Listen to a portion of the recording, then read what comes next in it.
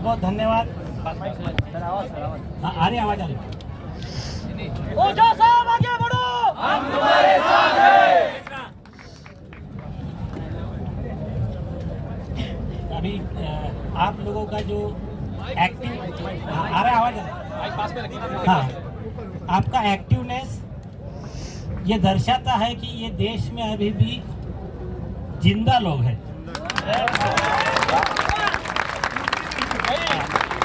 अभी आप मैं जब गौर कर रहा हूँ, कई लोग आप जिनका एज कंपेयर कर लीजिए, उनके आगे जवान फेल है। हाँ। हमारे पोहरे जी ये एज में आज जिस तरह से लड़ रहे हैं, आप 68 एज है, देखिए आप धूप में बैठकर वहां से आए हैं अकोला से, और जिस जोश में लड़ रहे हैं, तो कई जवानों को मतलब ये शर्म की बात है उनके लिए। जो काम आपने करना चाहिए वो काम इनको करना पड़ रहा है। अभी देश का जो करंट सिचुएशन है, इस पे मैं आपको एक शुरू में जोक बताता हूँ ताकि आपका मूड थोड़ा रिफ्रेश हो जाए। एक क्या हुआ, एक पेशेंट, आपने वीडियो में वो कट कर दिया था, वहां पर दिल्ली में बोला था मैंने, एक पेशेंट को डॉक्टर ने WHO सर्टिफाइड और अपने बॉम्बे म्युनिसिपल कॉर्पोरेशन के डॉक्टर ने डिक्लेयर कर दिया कि ये कोरोना से मर गया है, इसको ले जाओ पोस्टमार्टम के लिए। वो बोला अरे मैं जिंदा हूं। तो दूसरी WHO की दूसरी वहां की नर्स थी, उसने एक थप्पड़ लगाया उसको, बोले तुझे ज्यादा समझता है कि उनको डॉक्टर को ज्यादा समझता है। तो अभी ये तुम्हारा पूरा कॉमन सेंस ऐसा हाईजैक कर लिया गया है। उनका कहना है तुमको कुछ नहीं समझता, वो जो कहेंगे वही तुमको सुनना है। तुम्हारे डॉक्टर को भी कुछ नहीं समझता। ये आपने कभी देखा कि कोई भी पेशेंट को डॉक्टर देखने के बाद दवाई देता है, ये वहां से लिखकर भेज रहे कि यही दवाई देनी है, जिसको अभी यूएस के सुप्रीम कोर्ट ने स्टे कर दिया। बोला 1 शर्ट फिट टू ऑल, बोले 30 का साइज ये सबको कैसा चलेगा। तो ये लॉ का मैंडेट है, किसको एलर्जी है, किसको चलता है, किसको नहीं चलता है। घर में 2 भाइयों का इक्वल नहीं रहता। तो इस तरह का जो अन्याय चल रहा है, जो आप अन्याय, तो इस अन्याय की भी लेवल हो गई है। तो इसके खिलाफ ये जो आप सब लोग खड़े हो गए हैं, तो ये एक मैसेज जा रहा है जिसके वजह से बैकफुट के आ रही है सरकार। आपको पता होगा दुनिया में सबसे पहले महाराष्ट्र गवर्नमेंट ने मेडिकल सर्टिफिकेट लाया हमारी वजह से।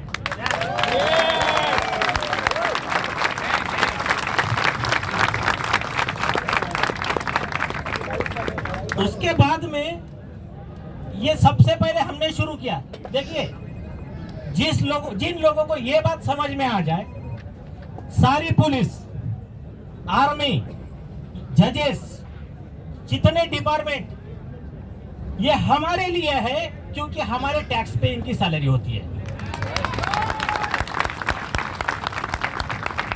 एक गरीब आदमी जो कुछ नहीं कर रहा है वो भी टैक्स दे रहा है। अगर आप 1-2 रुपए की पेन खरीदते हो, पेट्रोल भरते हो, हर चीज में टैक्स इन्वॉल्व है। आप सब्जी खरीद रहे हो, उसमें भी इनडायरेक्ट टैक्स इन्वॉल्व है। तो आपके टैक्स पे से इनका सैलरी निकल रहा है। और आप नाम देखिए, वो चीफ जस्टिस ऑफ इंडिया है, कलेक्टर है या चपरासी है, सब कौन है?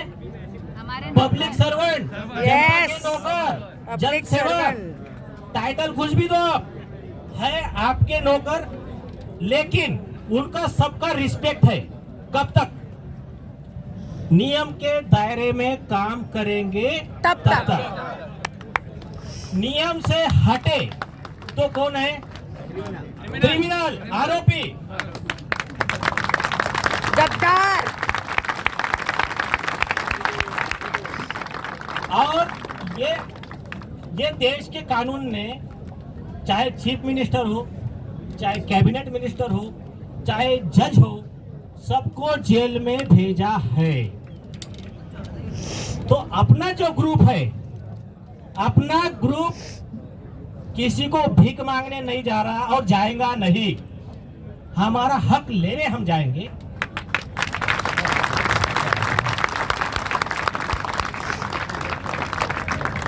इनको 2 मैसेज है हमारे। एक, हम वो नहीं जो हवा के साथ बदले, हम वो है जो हवा का रुख बदले। Very good.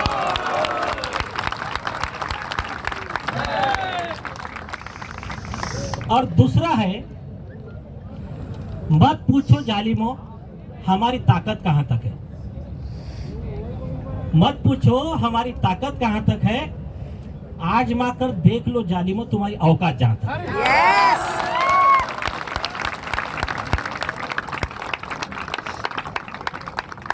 आपको ये लड़ाई का बहुत सिंपल बताता हूँ। हम जीते हुए हैं, सिर्फ अभी स्टैंप लगना बाकी है। कई हाईकोर्ट ने तो जजमेंट दे दी है हमारे पास।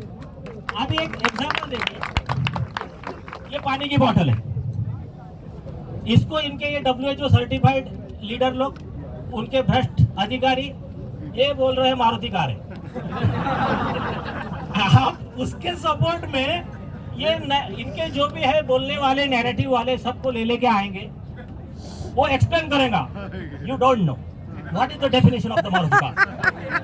सब उसका कॉमन मैन क्या करेगा? देखो, जो इनके पढ़े लिखे बेवकूफ है ना, वो बोलेगा नहीं यार वो उसने WHO वाले ने बोला ना, सही होगा। वो पढ़े लिखे और अपने जो कॉमन मैन, जिसका कॉमन सेंस जिंदा है ना, वो क्या बोलेगा?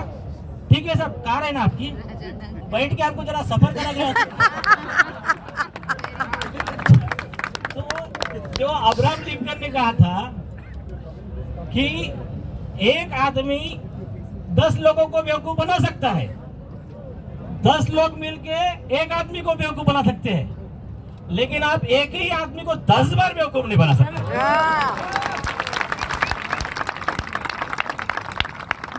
तो हमको जो बार बार बेवकूफ बनाने का धंधा चल रहा है, तो इसके लिए आज हम जो देख रहे हैं, आज यहाँ जितने लोग हैं, इससे हजारों गुना ज्यादा उनके हमको मैसेज आ रहे हैं, जो फोन आ रहे हैं, इससे जो अभी अवेयरनेस बढ़ा है। और आपको एक बात बता दूं, जिंदगी भर हम आंदोलन नहीं करने वाले हैं।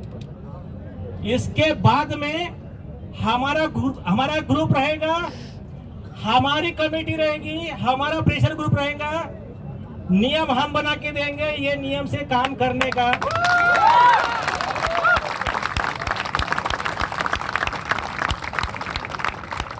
नियम के बाहर गया, फिर वो कोई भी रहो, जेल में जाने की तैयारी रखने की।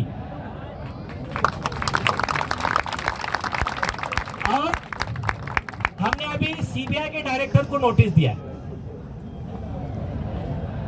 जैसा अभी बोरे जी ने कहा कि उनका स्टेट का मिनिस्टर बोल रहा है कि हम बाइंडिंग नहीं कर सकते, कलेक्टर ने कर दिया। मतलब महाराष्ट्र गवर्नमेंट में कलेक्टर बड़ा हो गया मिनिस्टर से, चीफ मिनिस्टर से। और सुप्रीम कोर्ट से भी बड़ा हो गया, हाई कोर्ट से भी बड़ा हो गया। तो हमने लीगल नोटिस दिया है। देखो, ये जो लोग ये कानून आपके खिलाफ यूज करते ना, एक्चुअली वो कानून उनके खिलाफ है। पहले मुझे लोग बोलते थे कि डिजास्टर मैनेजमेंट हटा दो, मैंने बोला नहीं, वही कानून उनके खिलाफ यूज करना है। इसके 2 एग्जांपल बताता हूं मैं। सेंट्रल गवर्नमेंट ने कानून बना दिया, लोकसभा में लिख दिया, हमको राइटिंग में दे दिया, वैक्सीन मैंडेटरी नहीं है, आपको कोई भी सुविधा, पेंशन, सैलरी, रेलवे, कोई भी सुविधा, राशन नहीं रोक सकती है, सेंट्रल गवर्नमेंट ने लिख के दे दिया। अब सेंट्रल गवर्नमेंट से बड़ा हो गया ये अपना औरंगाबाद का कलेक्टर, तो उसने लिख दिया नहीं देंगे। तो इसके लिए इलाज क्या है? इसका इलाज section 51 subsection B of disaster management act में है। ऐसा जो करेगा उसको 1 साल जेल में डाल दो। तो हमने उसका नोटिस दे दिया उनको। दूसरी चीज है कि जो कुछ 1-2 डॉक्टर लोग हैं, या तो उनको नॉलेज नहीं है या तो बिके हुए हैं। वो बोलते अरे वैक्सीन पूर्णतः सुरक्षित है।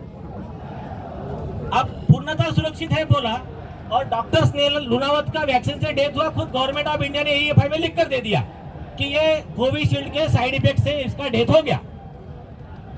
हमने नोटिस दिया CBI को, अरेस्ट करो ये डॉक्टर को, तुम्हारा एम्स का रणदीप गुलेरिया, ये सब लोगों को अरेस्ट करो, क्योंकि चीटिंग का केस है ना।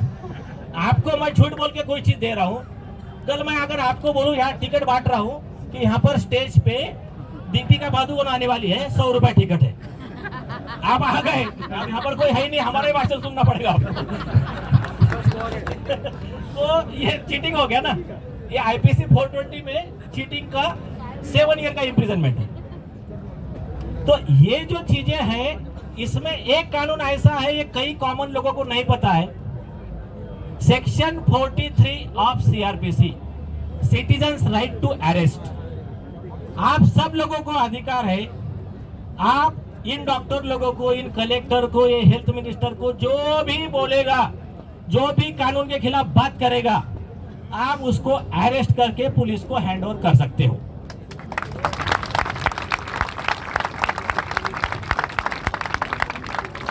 तो हमने इस बारे में नोटिस दिया है सीबीआई को, लिस्ट दी है, वार्निंग दी है देश के स्वास्थ्य मंत्री मनसुख मांडविया को भी कि आप उन पर एक्शन लो, उनसे खुद को डिसोसिएट करो, नहीं तो जिन लोगों को हम अरेस्ट करने आ रहे हैं उसमें वन ऑफ द आरोपी आप भी रहोगे।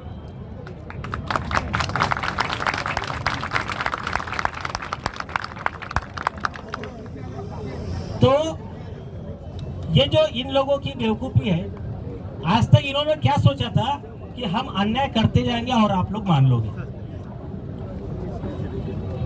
इनका ये जो परसेप्शन बना है, इनके मन में जो ये आया है कि ये हम लोगों पे कुछ भी नियम बना लेंगे, लाद देंगे और लोग मान लेंगे, इसका मैं समरी करता हूँ एक छोटी सी कहानी में।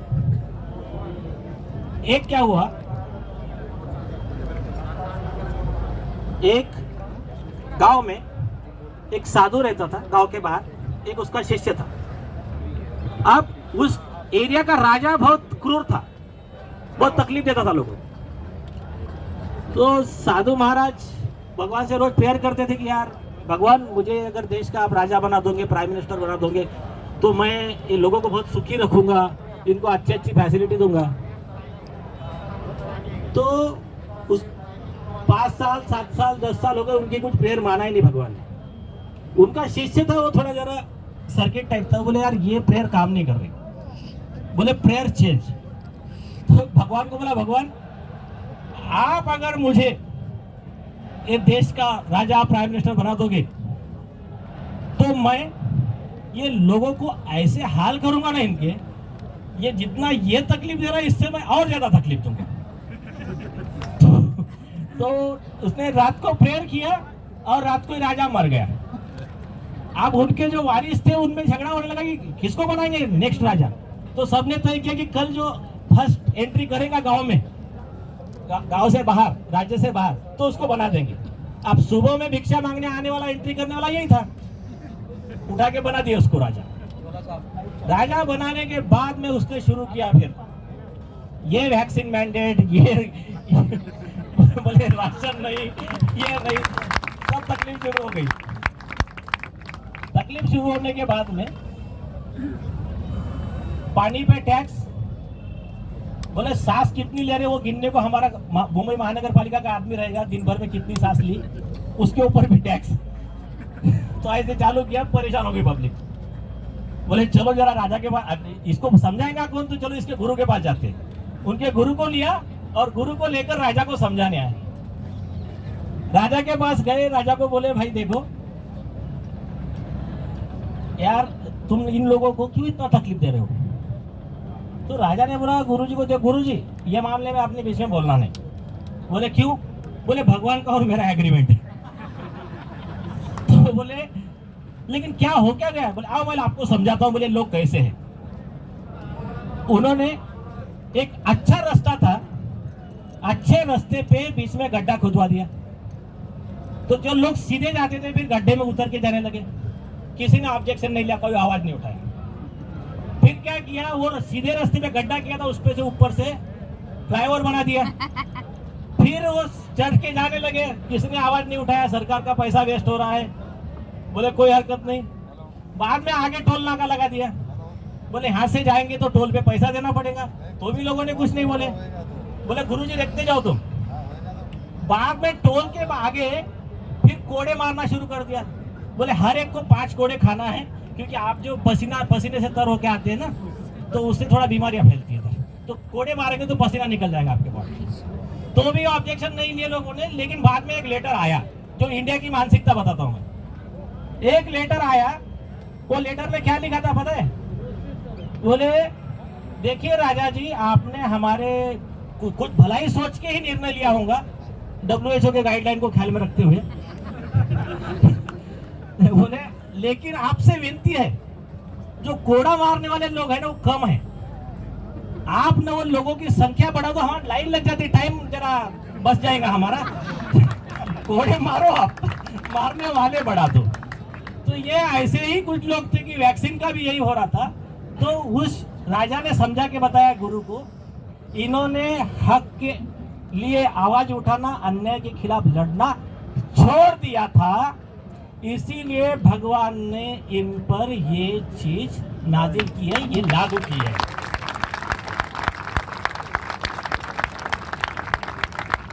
तो जरा अपने कॉन्सेंस को, आपको तो बोलने की जरूरत नहीं है, आप सब जागरूक हो। हमारी जिम्मेदारी है दूसरे लोगों को बताना। कल एक डॉक्टर ने हमको पूछा, अरे यार आप नहीं ले रहे, ठीक है, आपने लेटर क्यों भेजा? कलेक्टर के ऊपर हम FIR रजिस्टर करेंगे। बोला साहब आपने संविधान पढ़ा है क्या अपने भारत का? हमारी प्रतिज्ञा रहती है, सारे भारतीय माझे बांधव आहेत। एक दूसरी चीज, आर्टिकल 51 भारतीय संविधान का, कॉन्स्टिट्यूशन का आर्टिकल 51 वो क्या कहता है कि अगर ये देश की कोई संपत्ति का नुकसान हो रहा है, कुछ गलत काम हो रहा है, उस अन्याय को रोकने की जिम्मेदारी हर नागरिक की ड्यूटी है। जहां हमारे राइट है, हमारी ड्यूटी है। तो हमने जो YouTube को नोटिस दिया था, हमने नोटिस में वही लिखा था कि ये जितने लोग हैं जो लोगों को वीडियो बता रहे हैं, लोगों को समझा रहे हैं ये वैक्सीन के साइड इफेक्ट है, ये अपनी ड्यूटी परफॉर्म कर रहे हैं, तुम उसके ड्यूटी के बीच में आओगे, तुम आरोपी हो। इसलिए 1000 करोड़ रुपए हमने YouTube को मांगा। YouTube ने माफी मांगकर चैनल फिर से रिस्टोर किया।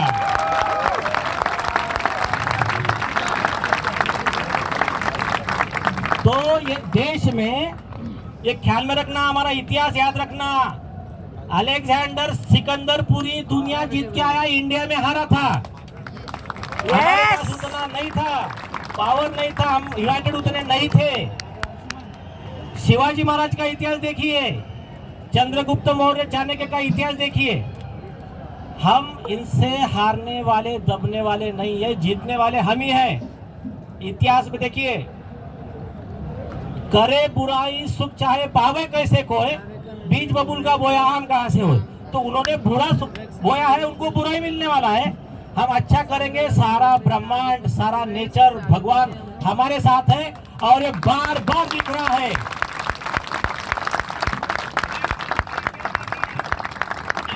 हमारी जीत होती जा रही है, वो लोग बैकफुट पे आ रहे हैं।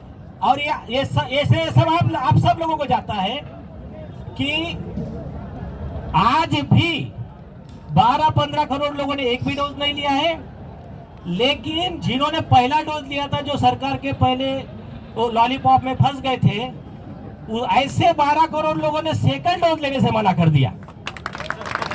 तो ये आप सब लोगों के लिए तालियां एक बार। तो ये आप सब लोगों का कलेक्टिव इफर्ट है। नीलेश ओझा कोई बड़ी हस्ती नहीं है, आप लोगों का सहयोग है, इसके भरोसे ही हम सब लोग काम कर रहे हैं। और संगठन में काम करते समय less of me more of we, मेरा काम हमारा ज्यादा, यही भावना से काम करना है। ये जो हम मेरा काम करने का स्टाइल सभी लोग जानते हैं। जो भी अपने ग्रुप के लोग हैं, अगर मुझे लगा एक सब लोग, सपोज योहान है, इतना छोटा है लेकिन वो काम अच्छा कर रहा है, और उसके काम करते करते उसका ब्याज है मैं उठा लूंगा। करो, हमारे आपस में हमको उनके खिलाफ लड़ना है, और हमको हमारा ये अन्याय के खिलाफ की लड़ाई जीतनी है। जैसा great persons are those who see thoughts through the world. अच्छे लोग कौन, महान लोग कौन है? जो चाहते हैं कि विचारों की जीत हो। बेवकूफ लोग कौन है? साला बहुत हीरो बन रहा हो, मैं उसको काय को मदद करूं। तो ये टेंडेंसी नहीं रखना है किसने। सब लोग मिलकर हमको ये लड़ाई जीतनी है और नए भारत का निर्माण करना है। तो आपसे अपेक्षा है कि आज यहाँ जितने लोग दिख रहे हैं, आगे जो दिल्ली में होगा इससे लाख गुना ज्यादा लोग वहां रहेंगे। 100% वंदे मातरम। साडा हक इत्थे थैंक यू नीलेश जी। इनका आज हमारे पीछे अवेकन इंडिया जितने